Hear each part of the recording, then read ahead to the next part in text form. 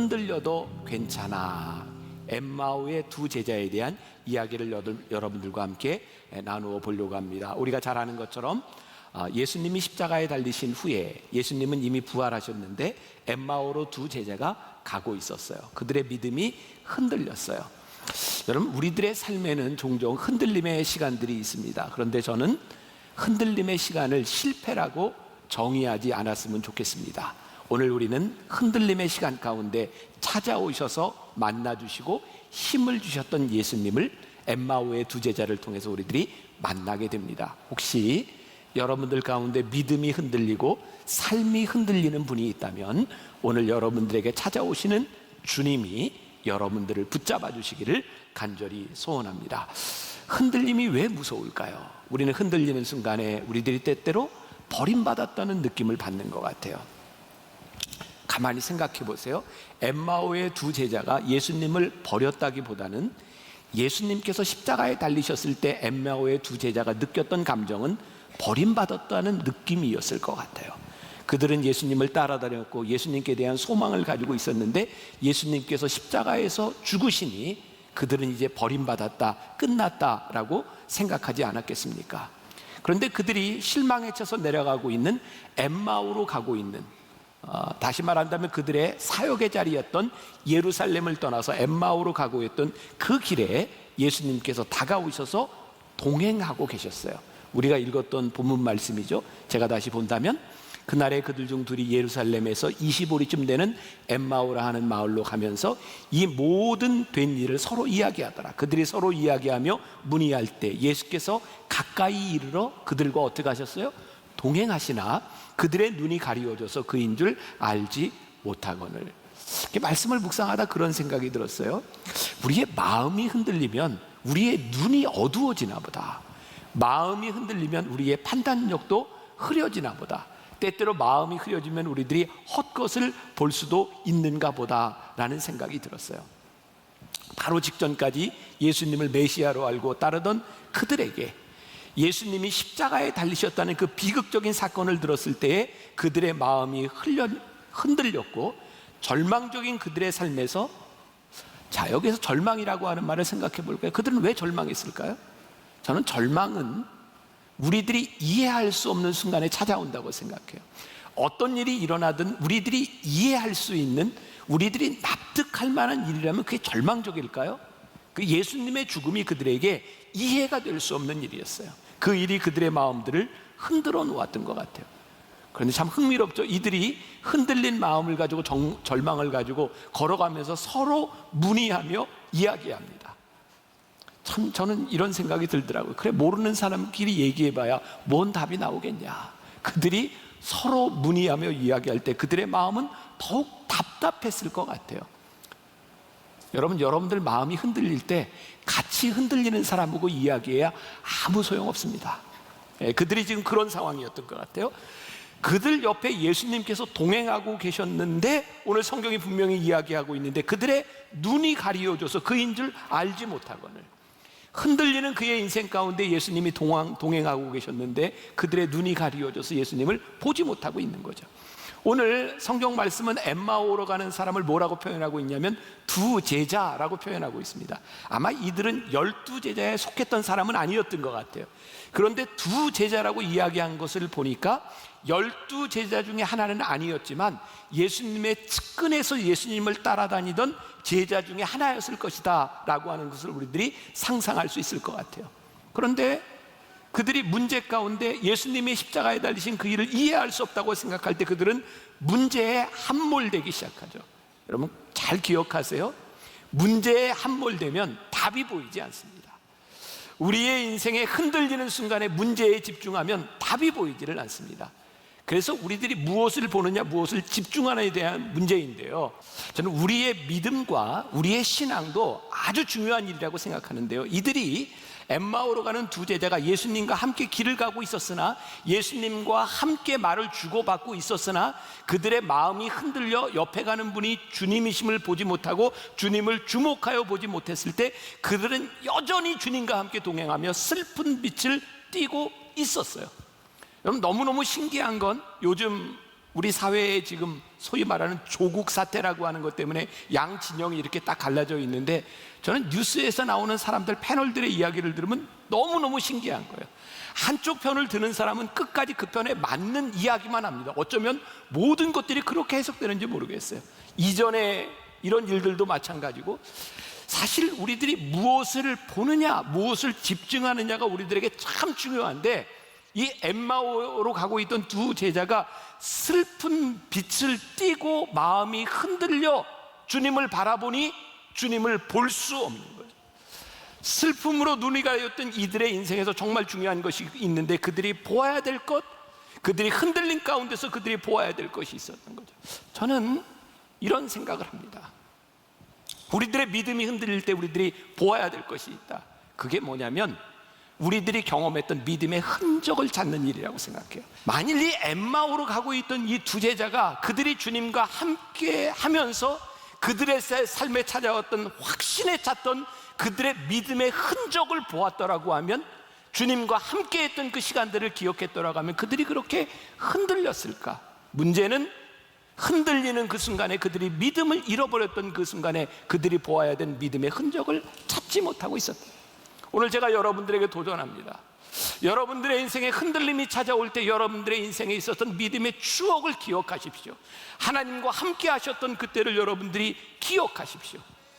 전 조금 다른 각도로 믿음을 생각해 보는데요, 믿음은 이해할 수 없는 것을 그냥 믿는 게 믿음이 아니라는 생각이 들었어요. 오늘 이 말씀을 통해 제가 생각하는 것은, 믿음은 우리들이 이해하고 우리들이 경험했던, 우리들이 이해했던 그 일로부터 시작해서 이해할 수 없는 것을 믿는 데까지 가는 것이 믿음의 성숙이고 믿음이 자라나는 것이다. 여러분, 믿음은요, 여러분들이 경험했던 것을 바탕으로 해서 우리들이 이해할 수 없는 부분까지 나아가는 것이 우리들의 믿음이 자라나는 것이라는 생각이에요.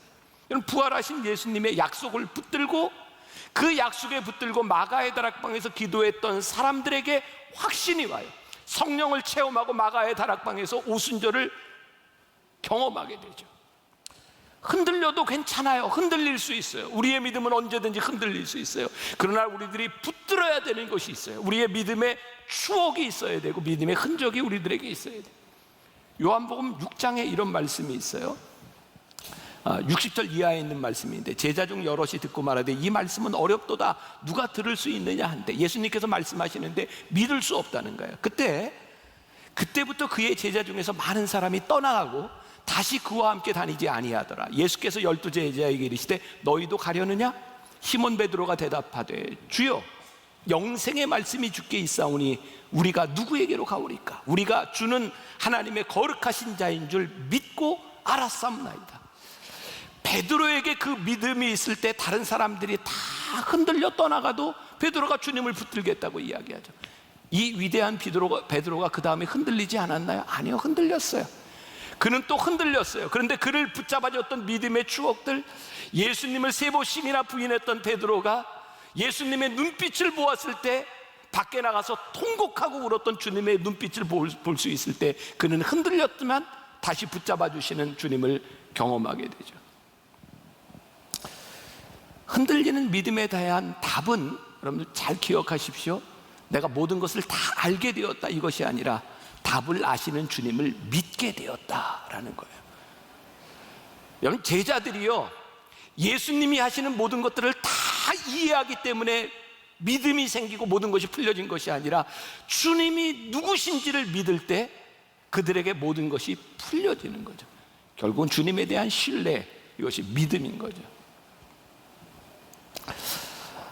사람을 믿으면, 주님을 믿으면 우리들에게서 일어나는 일들이 설명될 때가 많습니다. 근데 주님을 믿지 못하면 우리들의 삶이 설명이 되지 않습니다. 우리들의 삶이 설명되지 않아요. 말씀 준비하다가 예전 생각이 났어요. 제가 만나교회 담임 목사가 되고 한 6, 7년 동안 매년 그랬던 것 같아요. 교회에 소위 말하는 블랙메일이 돌았어요.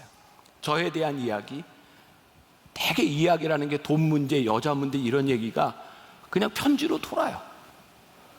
이건 뭐 도대체 상당할 수도 없는 일인데 그런 이야기가 돌아요. 제가 예배 시간마다 그런 얘기를 했던 것 같아요. 여러분, 이런 편지가 도는데요, 어떤 여자가 저를 스토킹하는데요, 어떤 여자가 밤에 저를 찾아왔는데요, 뭐 이런 얘기를 교인들에게 다 했던 것 같아요. 너무너무 억울하고 힘들어서 그런 이야기를 했어요. 그런데 또 그 다음에 블랙메일이 되면 사람들은 또 긴가민가해요. 저에게 제일 어려웠던 게 언제인지 아세요? 누군지 모르지만 우리 교회 전체 여자 장로님들에게 편지를 보냈어요. 어떤 여자분인데 이런 얘기까지 해도 되나 모르겠어. 해도 되나 모르면서 꼭 해. 또 제가 집회를 가면 늘 자기를 제가 집회하는 호텔로 불렀대요. 그런데 요즘은 안 부른다고, 억울하다고 여자 장로님한테 편지를 해요. 근데 제가 진짜 가슴이 터질 일은 그 편지가 아니었어요. 어떤 장로님이 그런 얘기해서, 목사님, 제가 이 편지를 받고요 기도하고 있어요. 그 얘기를 들으니까 제가 확 뒤집어질 것 같았어요. 그게 무슨 의미일까? 그렇게 몇 년의 시간들이 흘러갔어요. 신뢰를 얻는 것이, 믿음을 가지는 것이 그렇게 쉬운 일이 아니더라고요. 그런데 언제부터인가 담임 목사에 대한 믿음이 생기고 신뢰가 생기고 그 믿음을 바라보면서 그런 일들이 더 이상 문제가 되지 않기 시작하는 거예요. 이런 블랙메일이 돌지 않은 게 벌써 한 몇 년쯤 되는 것 같아요. 요즘은 아무도 그런 걸 안 해요. 지금 생각해 보면 이 교회를 흔들려고 하는 그런 사람들이 있었나 보다라는 생각이 들고, 그리고 그런 일이 있을 때마다 저는 이렇게 제가 경찰에 갖다 주기도 하고, 이런 사람이 있습니다라고 물어보기도 했던 기억이 나요. 지금 어떤 일이 일어나고 있느냐보다 정말 더 중요한 것이 있는데 그 사람을 믿느냐는 거예요. 엠마오로 가고 있던 이 두 자녀에게 정말 중요한 것이 있는데, 지금 예수님이 십자가에 달려 돌아가셨다고 하는 죽음에 대한 문제가 아니라 그들이 주님을 어떻게 믿고 신뢰하고 그분이 구세주요, 그분이 부활하실 것이라고 하는 것을 믿었더라면 그들이 흔들리지 않았을 텐데, 믿지 못하는 것, 신뢰하지 못하는 것이 우리의 마음을 흔들어 버리는구나. 제가 말씀을 굉장히 흥미롭게 보았어요. 25절부터 27절 그런 말씀이 있어요. 이르시되 미련하고 선지자들이 말한 것을 마음에 더디 믿는 자들이여, 그리스도가 이런 고난을 받고 자기의 영광에 들어가야 할 것이 아니냐 하시고, 이에 모세와 모든 선지자의 글로 시작하여 모든 성경에 쓴 바 자기에 관한 것을 자세히 설명하시니라. 이 말씀 전에 여러분 참 흥미로워요. 이 두 제자가 예수님이 이렇게 옆에 가시는데 예수님에게 예수님에 대한 이야기를 다 합니다. 이런 일이 있었고 이런 일이 있었고. 그런데 그들은 실망에 차렸어요.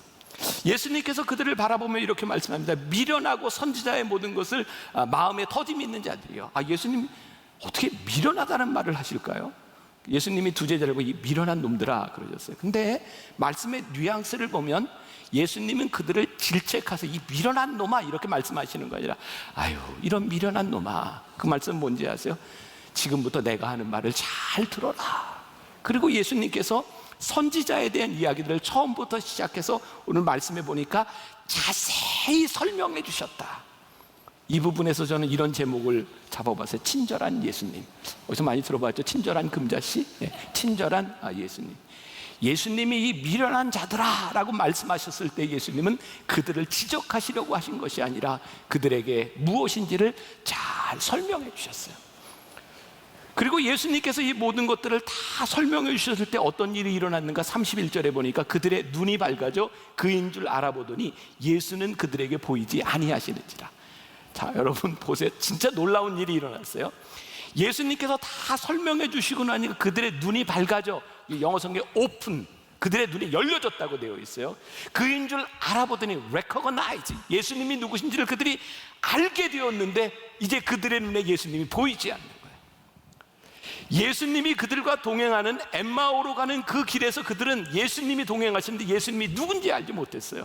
그런데 예수님께서 모든 것을 설명하시고 그들의 눈이 밝아지니까 예수님이 떠나가셨는데 그분이 누구인지를 고백하게 되는 거죠.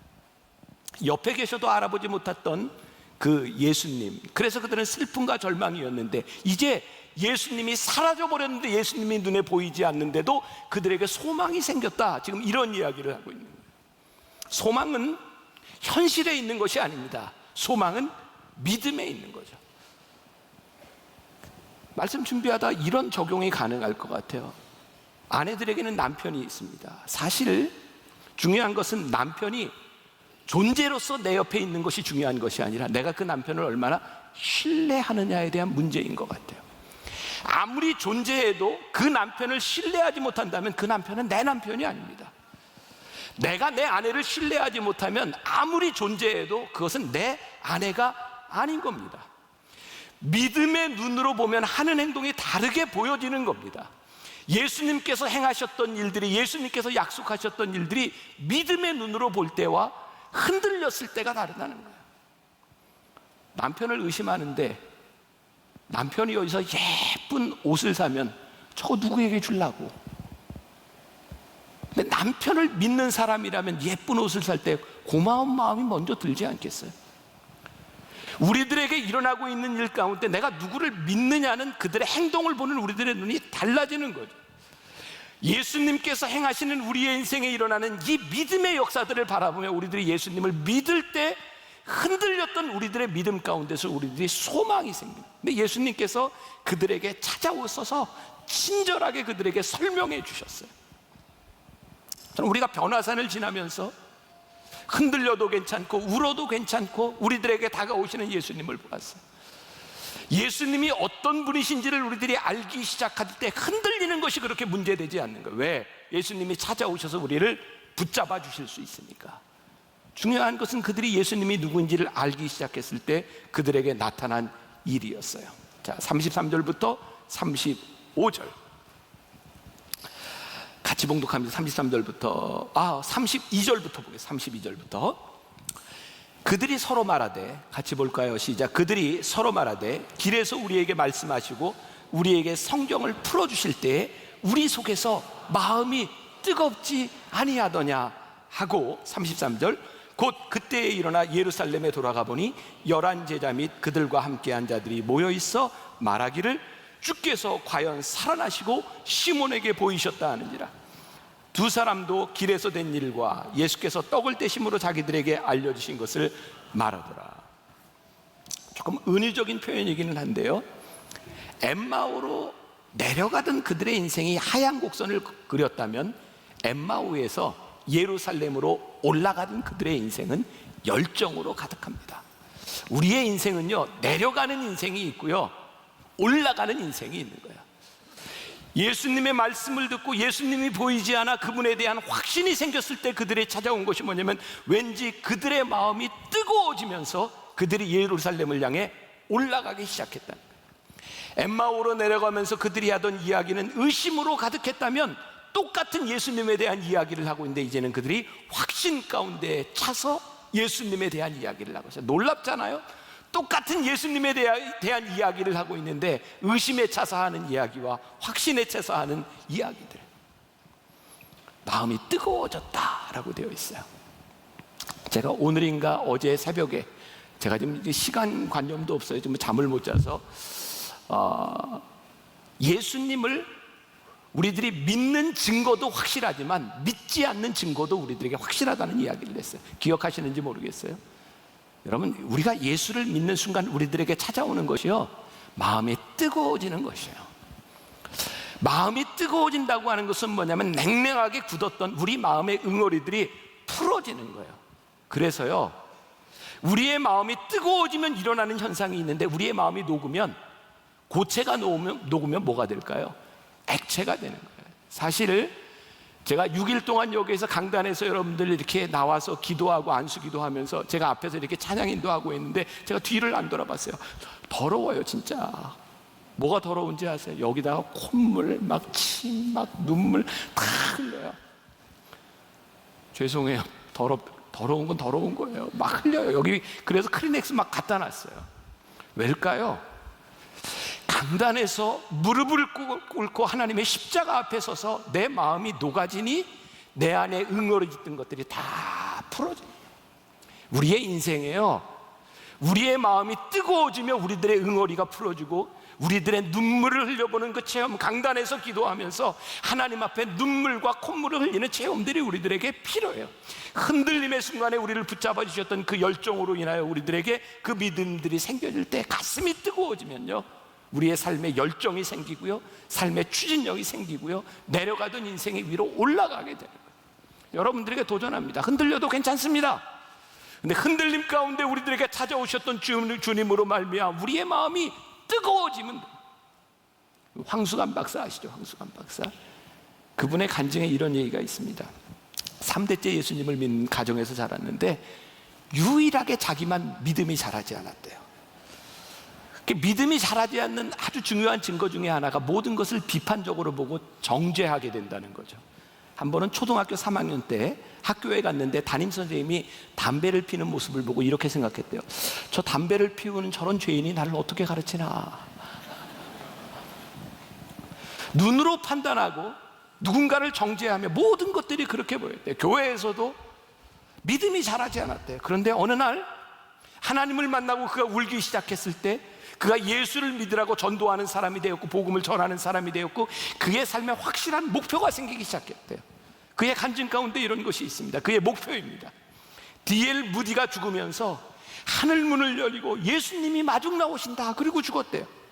성경에 나오는 스데반이 돌에 맞아 죽으면서 성령이 충만하여 하늘을 우러러 주목하여 하나님의 영광과 및 예수께서 하나님 우편에 서신 것을 보며, 그래서 황수관 박사는 내가 죽을 때 하늘문이 열린다, 신바람 난다, 그리고 죽고 싶은 소망이 생겼대.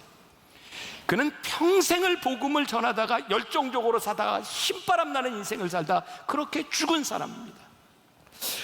죽음에서 소망을 가진 사람들에게 무엇이 두렵겠습니다. 앞으로 살아가야 될 인생에 소망이 생긴 사람이 어떻게 인생이 긍정적으로 바뀌지 않겠습니까? 주님에 대한 믿음이 생긴 사람이 우리를 인도하실 주님에 대한 확신이 왜 생기지 않겠습니까? 흔들렸던 엠마오로 가던 두 제자의 인생의 큰 축복은요, 주님께 대한 확신으로 인하여 그들의 삶이 바뀌어졌다는 거예요. 33절에 이렇게 되어 있죠. 곧 그때로 일어나 예루살렘에 돌아가 보니. 엠마오로 가던 그들이 예루살렘으로 돌아갔다. 이 상황이 이해가 되시는지 모르겠어요. 그들은 왜 엠마오로 갔을까요? 예수님이 죽으셨기 때문에 고난을 피하려 엠마오로 갔습니다. 그들이 예루살렘으로 올라갔다라고 하는 것은 편안한 인생을 살겠다고 올라간 것이 아닙니다. 그들은 거기에서 많은 고통과 고난과 핍박을 받아야 되는 사람이었습니다. 저는 우리 인생의 제일 큰 축복이 무엇일까? 편안함을 찾는 것이 아니라 내가 고통당해야 되는 이유가 있고, 내 삶에 핍박을 받아도 괜찮은 이유가 있고, 내가 고생을 해도 괜찮은 이유가 인생을 사는 것처럼 더 복된 일은 없다고 생각해요. 제가 만나교회 목회를 하면서 제일 복된 일이 무엇일까? 나에게 힘든 일이 있을 때, 어렵고 힘겨운 일을 걸어갈 때 그 삶이 복되다고 생각하는 것, 그것보다 더 복된 일이 있을까? 만일 힘들고 어렵고 육체적으로 힘든 일들을 지나갈 때 나는 불행하다고 생각하면 내 인생은 얼마나 불행한 사람일까? 여러분들의 삶에 펼쳐진 일들 가운데서 여러분들이 어떤 일을 당할지 모르나 여러분들의 인생이 가치 있다고 생각하는 그 일을 위하여 내가 기꺼이 죽을 수 있는 소망이 있다면 우리들 얼마나 복된 일일까? 유명한 찰스 스펄전 목사님의 설교 중에 이런 말이 있습니다. 잘 들어보세요. 누가 나더러 황금 면류관을 쓰고 한 나라의 제왕이 되라고 말한다면 나는 그에게 이렇게 대답하겠습니다. 그렇게 사소한 일을 위하여 애쓸 시간이 없다고 말입니다. 한 나라를 다스리는 왕이 되기보다 왕이신 그리스도를 전하는 노예가 되겠습니다. 스펄전의 위대한 고백 가운데 하나가요, 왕이 되는 것이 아니라 왕이신 예수님을 섬기는 노예가 되는 것이다. 우리들이 이 삶을 살아가는 방식, 섬기는 방식, 우리들이 예수님을 섬기며 살았는데 어느 날부터인가 우리들이 섬김을 받으려고 하는 것, 예수님을 하인처럼 부르고 있다고 하면 우리들에게 열정과 소망이 사라졌다는 증거이겠죠. 여러분, 제가 목회를 하면서 어느 날부터인가 목회하는 순간 제가 돈을 탐하고 명예를 탐하는 사람이 된다면 내 속의 열정이 사라졌다는 증거이겠죠.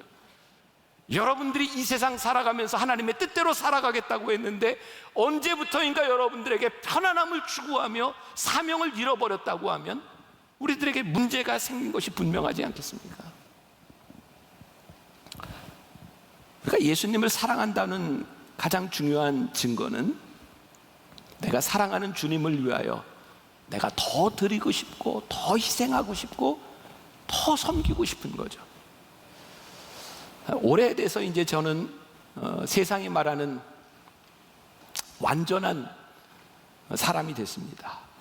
왜냐하면 부모님도 계시고 돌아가셨고 이제 애들 결혼까지 시켰잖아요. 완벽해요. 긍정을 좀 해주세요. 네. 이 완전체가 됐어요. 우리 애들이 결혼하고요, 저희 집에 오면 이놈들이 뭐를 그렇게 가져가려고 그래요. 딸도 그렇고 아들도 그렇고. 근데 그게 미흡지를 않더라고요. 그리고 제 아내나 저나 아이들이 이렇게 보고 좋다 하는 표정만 지어도 가져가라고 합니다. 저 아낌없이 주는 나무라고 하는 그 어린 동화가 참 많이 이해가 됩니다. 자식에게요, 주고 싶더라고요. 가져가. 더 주고 싶어요. 내가 하나님을 사랑하고 주님을 사랑함으로 인하여 내 삶이 헌신하게 되었다라고 하는 것은요, 우리들의 삶의 주님을 향한 더 주고 싶은 마음, 더 드리고 싶고 섬기고 싶은 마음이 끝나지 않는 거예요. 우리 신앙의, 개인적인 신앙의 위기, 한국 교회의 위기가 무엇일까요? 사람이 없기 때문이 아닙니다. 교회에 사람이 줄어서가 문제가 아니라 이 교회 안에 믿음 생활을 하고 신앙 생활을 하는 사람들의 삶이 바뀌지 않는 거예요. 방향이 바뀌지 않는 거예요. 엠마오로 가는 인생이 예루살렘으로 방향이 바뀌지 않는 거예요. 말씀을 마무리하려고 합니다. 우리가 잘 아는 25살에 우리나라 감리교 최초의 선교사로 들어왔던 아펜젤라 선교사님이 있습니다. 1885년 부활절에 우리나라 선교사로 들어왔습니다. 11년 만에 이분이 미국의 안식년을 맞아 고국으로 돌아갑니다. 그때 아펜젤라 선교사의 아버지가 아들을 보며 이렇게 말한 기록이 있습니다. 아들아, 네가 나보다 더 늙었구나. 이제 됐다. 나와 함께 여기서 살자꾸나. 그때 아펜젤러가 이렇게 말을 합니다. 하늘나라는 미국이라고 가까운 것도 조선이라고 먼 것도 아닙니다. 나는 조선에서 살다 조선에서 죽어 하늘나라에 가겠습니다. 그리고 돌아와서 몇 년을 더 살다가 조선에 온 지 17년째 되던 날, 그는 목포로 배를 타고 가던 배가 침몰했고, 아펜젤라 선교사가 물에 빠진 것이 아니라 물에 빠진 학생을 구하려고 뛰어들었다. 아펜젤라 선교사는 거기서 그렇게 죽습니다. 청년 두 사람을 건져내고 바닷속에서 사라져버린 아펜젤라, 그는 1885년 25세 나이에 한국에 돌아와서 정말 열심히 일할 나이 중년에 1912년에 서해안 앞바다에서 죽습니다. 안타깝다고 말하지만 그의 삶은 참 아름답습니다. 아름답게 산 사람의 죽음은 참 멋있습니다. 요즘 제가 굉장히 두꺼운 책을 하나 읽었어요. 조선 회상. 우리나라에 부부 선교사로 들어왔던 로제타올 부부. 저는요, 그들이 미국에서 카나다에서 우리나라에 들어오기까지 그 과정이 얼마나 힘들었는지, 그들이 얼마나 우리나라 땅에 들어오기 위해서 기도했는지, 정말 하나님이 기적적으로 역사해 주시지 않았다면 그 부부가 한국에 들어올 수 없었어요. 근데 부부가 한국에 들어와서 그 남편이 갓난아이 하나 놓고 풍토병으로 죽어요. 근데 그 아들 셔우드 홀이요, 한국에서 어린 시절을 보내다가 한국의 폐병으로 죽어가는 사람들을 보면서요, 이 한국의 이 폐병을 치료하고 싶다고 미국으로 돌아가서 의사가 됩니다. 그리고 내과에서 폐병을 연구하고 아내를 만나 돌아와서요, 한국에서 의사가 돼요. 그리고 사람들이 죽이려 하고 많은 어려움에 처했을 때 그들은 이렇게 얘기합니다. 피하라고 사람들이 이야기할 때, 나 하나 죽어서 기꺼이 이 땅에 복음이 전해질 수 있다면 나는 기꺼이 이 땅에서 죽을 거라고.